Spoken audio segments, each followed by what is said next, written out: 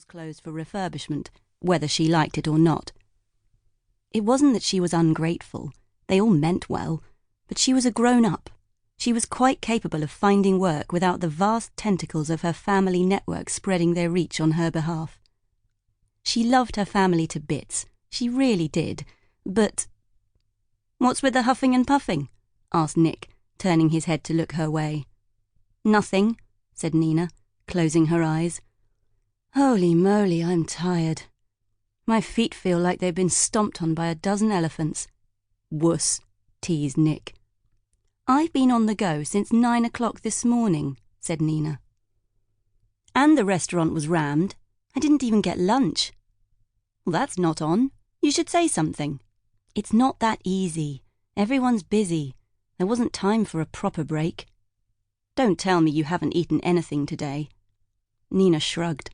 She'd rushed out without breakfast, much to her mother's consternation. "A little." Her stomach rumbled rather inconveniently at the very moment, as if to dispute her answer. Clearly, it didn't think that a bread roll and a slice of cheese constituted enough. Nick frowned heavily. "Even so, do you want me to say something to the manager when they reopen?" "No, it's fine. We'll be having dinner when we get home." "Well, it isn't. You don't work there. You don't understand." Nina's voice rose in heat. Typical Nick, assuming that he knew best. "I don't need to understand. There are labour laws. You're entitled to breaks. It's..." Whatever he was about to say was interrupted by the timely horn fanfare ringtone of his phone booming out through the radio on his hands-free setup. "Nick Hadley," he said, pressing the accept call button on the dashboard. Nina slumped back in her chair, relieved at the interruption. It gave her the perfect opportunity to close her eyes, tune out, and pretend to doze for the rest of the way home.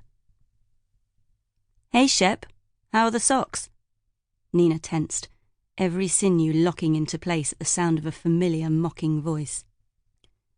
Her brother was often referred to as Shep, short for shepherd, by his friends who seemed obsessed with their childhood version of the carol "While Shepherds Washed Their Socks by Night."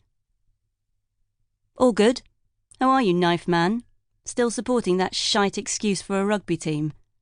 And apparently Knife Man was the not-so-clever nickname for a chef, an arrogant, supercilious one at that. "No words, mate. They were bloody useless against France, and I paid good money for tickets." "What? You went to Stade de France, you jammy git?" "Not so jammy when the buggers lost." "Fancy coming over for the Calcutta Cup? You don't want to be too long in France. You might pick up some bad habits." "Slight problem there." "What?" asked Nick. "I'm laid up. That's why I'm ringing you." Nina pressed her lips together in what some might call a snarky smile. Sebastian clearly had no idea she was there, and she didn't want him to either. Listening to this ridiculous conversation, no one would ever know they were grown men, rather than a pair of adolescents, which would be the obvious inference. She definitely did not want to remember Sebastian as a teenager, or how she made a complete dick of herself over him. Unfortunately, having a teenage crush on your brother's best friend was possibly the worst thing you could do, because 10 years on, even now, someone in the family would still, occasionally, bring it up. "What's happened?" "I've only gone and broken my leg." "Shit, man, when?" "A couple of days ago. Taken out by one of those bloody cabin bag pull-along fuckers. Twisted as I fell." "Ouch! You okay?" "No," Sebastian growled. "Everything's gone tits up. Turns out one of the new places I bought in Paris has a metaphorical sitting tenant. The previous owner ran pastry courses and forgot to tell me that there's a 7-week course coming up that's all booked and paid for." "Can't you cancel?" asked Nick, flicking the indicator and turning the car off the main road towards the village. "Unfortunately, I committed to it. I thought I might as well, because I can get my French contractors to start work on the other 2 places first, and they'll take a couple of months, so I might as well keep this going. Which would have been fine if I hadn't broken my sodding leg." In the darkness, Nina pressed her lips together. She wouldn't normally wish misfortune on anyone, but somehow Sebastian just irked her.